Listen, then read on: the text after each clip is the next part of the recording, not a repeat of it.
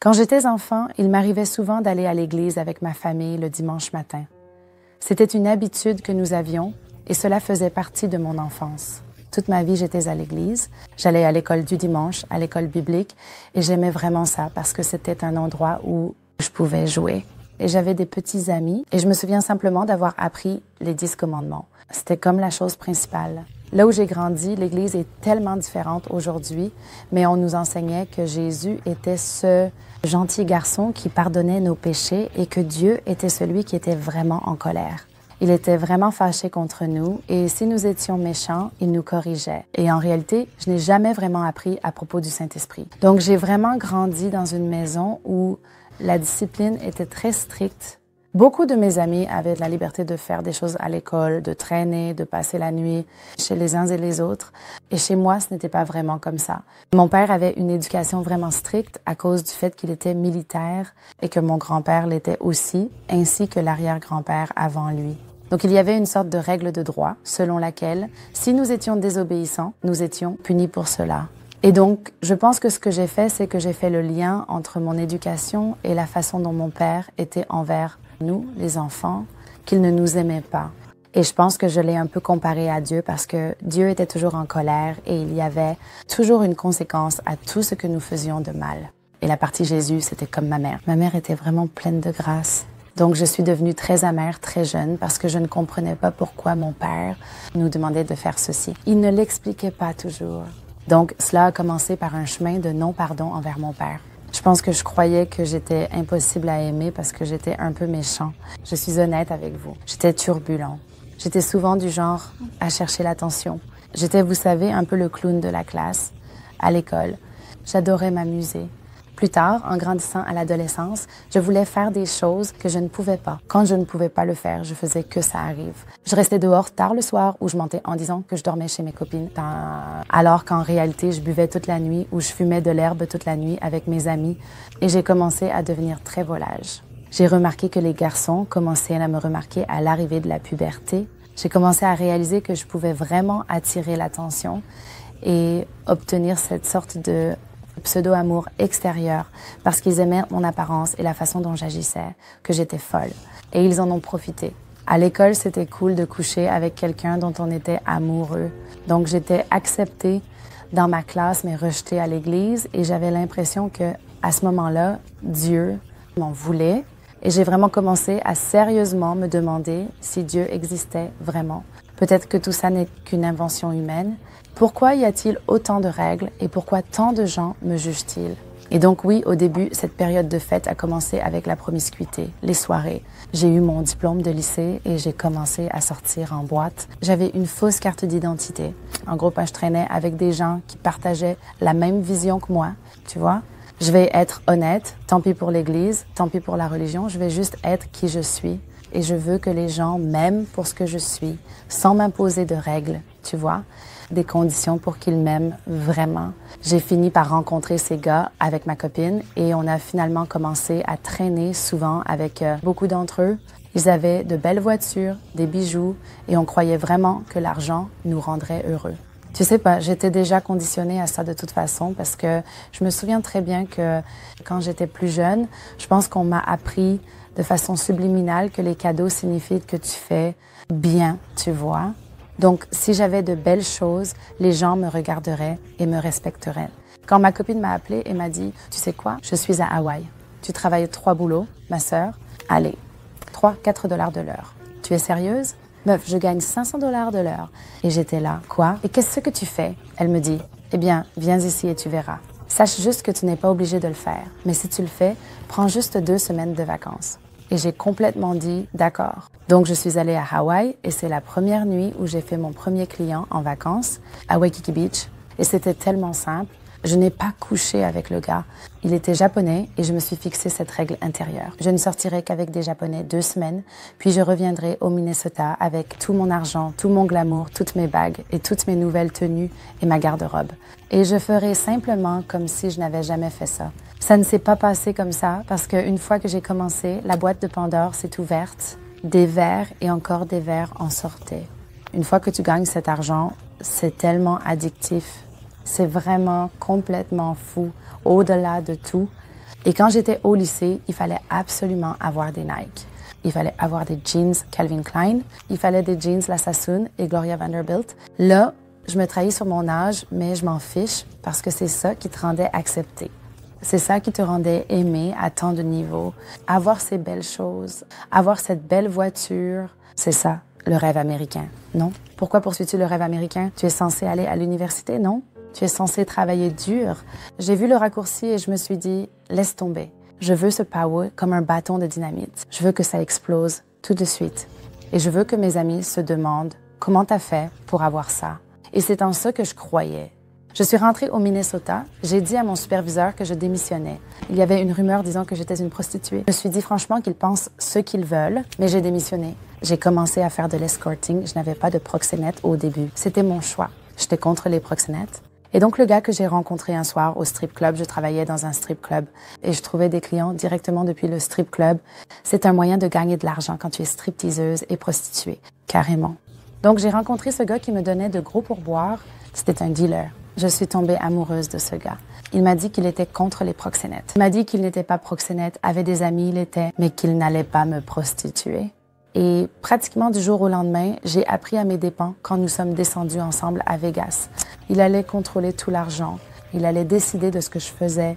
Il décidait à qui je parlais, à qui non, à qui je pouvais appeler, à qui je ne pouvais pas appeler. Cette contradiction m'a plongée dans un grand malaise, car je ne savais plus comment concilier mon passé et mes choix présents. Petite fille chrétienne, je veux dire, sérieusement, je croyais en Dieu et j'aimais Jésus.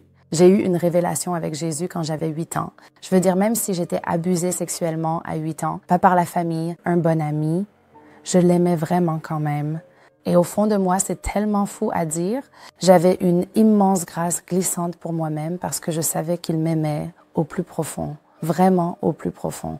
Je savais que d'une façon ou d'une autre, malgré le désordre que j'avais créé en étant prostituée, il me pardonnerait. Moi, oui, je le savais. C'était comme un secret que je ne voulais révéler à personne d'autre. Au fond, je savais que quand je frappais à une porte et que ça pouvait être un violeur ou un tueur ou quelque chose comme ça, je priais Jésus et je disais « Jésus, s'il te plaît, dis à Dieu que je suis désolée ». J'étais toujours dans des situations mettant ma vie en danger. Tu plaisantes? Oui, bien, l'escorting de haut standing n'est pas vraiment différent de la rue. La seule différence entre l'escorting de haut standing et la rue, c'est l'endroit où tu le fais. Tu peux le faire dans une voiture, derrière un bâtiment, dans une ruelle. C'est la même chose, les mêmes dangers. J'ai eu des clients dans des suites d'hôtels à 10 000 $ la nuit qui m'ont violée avec un pistolet sur la tempe. Oui, ils essaient de me jeter par la fenêtre, de me tuer. Je veux dire, c'est fou. Ça paraît fou, mais c'est vrai. Je pense que beaucoup de filles ne réalisent pas quand elles commencent jusqu'à ce qu'elles aient leur premier viol, leur première gifle, leur première tentative de meurtre par un client, qu'elles réalisent le danger. J'ai été étranglée par des clients à tel point qu'ils m'ont asphyxiée, au point que je ne me suis pas réveillée pendant plusieurs minutes, voire une demi-heure après qu'ils m'aient étranglée. Je me suis réveillée et ils étaient en partie. Ils avaient quitté la chambre, partis, pas de preuves, m'avaient vraiment fait. C'est très, très dangereux, rien qu'avec la clientèle. Et là, je ne parle même pas de ce que font les proxénètes. Au fait, tous les proxénètes ne sont pas mauvais, mais tout homme qui vous utilise pour faire du profit ne l'est pas, dans votre meilleur intérêt. C'est vraiment triste, mais c'est la vérité. Ce sont des agresseurs, des profiteurs et ils sont des abuseurs. Tu es malheureusement piégé. Tu crois que l'argent vaut énormément, beaucoup, beaucoup plus que le danger. Tu trouves une justification pour le lendemain. Tu es brisé, mais tu trouves une raison de continuer le lendemain pour récupérer l'argent parce que tu sais que si tu ne le fais pas, ben, tout le monde va se moquer de toi. Et pas seulement tout le monde, pas seulement ton ex-proxénète et tous ceux qui te connaissaient, les standardistes et tous ceux qui te connaissaient dans le milieu, mais tu te moques aussi de toi-même. Et la personne la plus difficile à affronter dans ce métier, c'est toi-même et ta conscience qui te dit, tu vois, je t'avais dit que tu étais un échec. Tu vois, je t'avais dit que tu ne valais rien. Tu vois, je t'avais dit que tu n'étais pas capable de gérer ça. Prouve-moi que tu en es capable. Fais en sorte que ça arrive. Et cette violence, ce viol, ces abus, c'est un cycle. Ça ne fait que continuer. Tu fais avec, tu encaisses et tu deviens de plus en plus forte jusqu'à ce point où tu deviens tellement insensible que quand tu finis par craquer, maintenant tu as besoin de drogue, maintenant tu as besoin d'alcool, maintenant tu as besoin d'une béquille, de quelqu'un pour te dire « tu peux y arriver ». Et c'est ce qui m'est arrivé. J'étais sobre pendant les 10 premières années où je l'ai fait. Totalement sobre, je ne prenais pas de drogue. Il m'arrivait de boire un peu, mais ça n'affectait pas mon travail. Je n'ai jamais été défoncée ou ivre en travaillant. Jamais. Mais à la 11e année, c'est là que l'abus de cocaïne a commencé. Alors les cachets sont arrivés. Uniquement parce que j'avais un cancer, un lymphome de Hodgkin. J'ai pris un antidouleur car j'avais de fortes douleurs dues à la chimio et à la radiothérapie. Je suis devenue tellement accro à ça. Et puis, j'en avais déjà marre de travailler, détestais travailler. À la fin, je ne programmais plus que 3 jours par semaine. Je ne pouvais plus le faire 7 jours sur 7 comme avant parce que ça me tuait. Ça me tuait. Mais quand j'avais ces cachets, quand j'avais cette coke, ça me donnait le courage de recommencer à le faire 7 jours sur 7. Et puis, j'ai réalisé, waouh, si je fais juste ça, si je fais ça à plein temps et que je plane tous les jours, je n'ai pas à ressentir la douleur accumulée toutes ces années, ni toute la honte, ni l'agressivité, la méfiance et le manque de pardon. Vous savez, la plupart du temps, quand on fait ça, la honte vous frappe tellement fort au début, mais à force de le faire, on devient insensible. Mais à la fin, on commence à ressentir cette honte de façon triple, quadruple, parce que vous savez que ce que vous avez fait n'a rien arrangé. En fait, ça a vraiment empiré les choses. Au début, je ne me rendais pas compte de l'effet que cela avait sur moi. Mais avec le temps, j'ai commencé à sentir une gêne, puis une douleur qui s'installait doucement. Finalement, j'ai compris que cette situation avait vraiment commencé à me blesser. Quand j'ai découvert que j'avais un cancer et que j'ai dit « Dieu, je sais que tu es peut-être là, vraiment en colère contre moi. Et je sais que Jésus est mort pour mes péchés. Alors je te demande simplement de me guérir. » C'est tellement fou. Mais oui, j'ai eu le culot de lui adresser des prières alors que j'allais frapper aux portes, de me protéger. J'ai eu le culot de lui demander de me pardonner et de guérir mon corps. Et je dessinais ces images de cellules anges attaquant les cellules du diable. Et je crois vraiment que c'est à ce moment-là que Dieu est intervenu dans ma vie. Et c'était en 95. Et je continuais à prier. Prie pour que je sorte de là, Seigneur, s'il te plaît. J'ai besoin d'une issue et actuellement, je ne sais pas quoi faire. J'ai arrêté de me droguer. Il m'a aidé à arrêter. J'avais besoin de Jésus. J'avais besoin de savoir que Jésus était Dieu. Et c'est comme s'il m'avait montré en silence, je suis tout ce dont tu as besoin. Je suis ce succès que tu as tant cherché à atteindre en toi-même. Je suis ce petit mot que tu avais besoin d'entendre de la bouche de ton Père. Je suis cette chose précieuse et invisible que tu recherches. Quand on te serre tendrement dans les bras, c'est vraiment qui je suis. Le réconfort. Je suis la paix. Je suis la joie. Et quand je me suis tournée vers lui, c'était le 2 août 2003. J'ai crié son nom quand j'ai fait une overdose. J'ai eu la crise cardiaque et j'ai dit « Au nom de Jésus ». Et c'est comme si j'avais ressenti cette paix entrer en moi pour la première fois de ma vie, comme la vraie paix. Et il était comme Dieu me disait, j'ai été avec toi tout ce temps. Il disait tout ce temps. Quand tu travaillais, quand tu avais le proxénète, quand tu te rebellais contre moi, quand tu avais 16 ans, quand tu avais 17 ans, quand tu avais 12 ans, quand tu avais 8 ans, quand tu avais 5 ans, j'ai été avec toi tout ce temps. La première fois que tu as prononcé mon nom, oui, je ne t'ai jamais laissé partir. Et je t'ai porté. Et quand tu t'es enfuie de moi, je t'ai reprise dans mes bras et j'ai dit « Viens ici, petite fille ». Et c'est comme si, savoir cela, juste prendre conscience que Dieu ne m'a jamais lâchée, c'est ce qui a apporté la paix. Il a vraiment commencé à me le dire lui-même. C'était vraiment fou. Certaines personnes ne viennent pas à Dieu de cette façon, mais moi, oui. Je l'ai vraiment cherché, sérieusement. Et vraiment, il s'est manifesté. Et je pense que je suis tombée amoureuse de lui quand j'ai su qu'il m'aimait vraiment à 100%. Et quand j'ai commencé à lire la Bible et j'ai commencé à comprendre que son amour n'a vraiment pas de limite et qu'il est absolument inconditionnel. Et savoir cela m'a tout simplement poussée à aller vers mes amis. Je voulais le dire à mes amis. Et j'ai eu le courage de finalement revenir à l'Église. Je savais, pour une raison inconnue, au fond de mon cœur, que je pourrais être blessée à nouveau, mais je devais croire Dieu, je devais faire confiance à Jésus que même si quelqu'un me jugeait et me blessait, je les aime toujours. Alors j'ai recommencé à aller à l'église et j'ai commencé à amener des filles à l'église.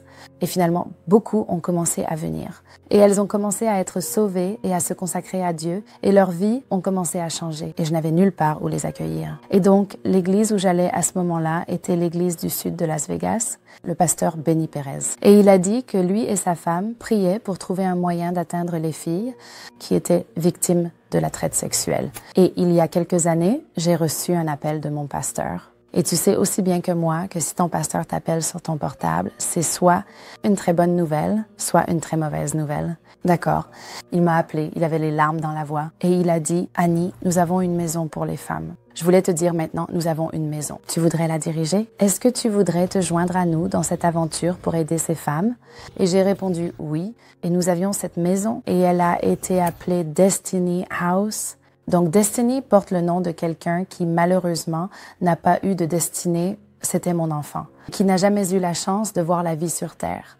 Je l'ai perdu à cause de ma consommation de cocaïne et c'est une nouvelle destinée, en Dieu. Ainsi, toute fille qui entre à Destiny House, au lieu de la destinée du diable, qui aurait pu être écrite en elle, que le monde leur disait qu'elles ne seraient jamais personne, maintenant, elles ont le choix de changer leur vie pour la destinée de Dieu.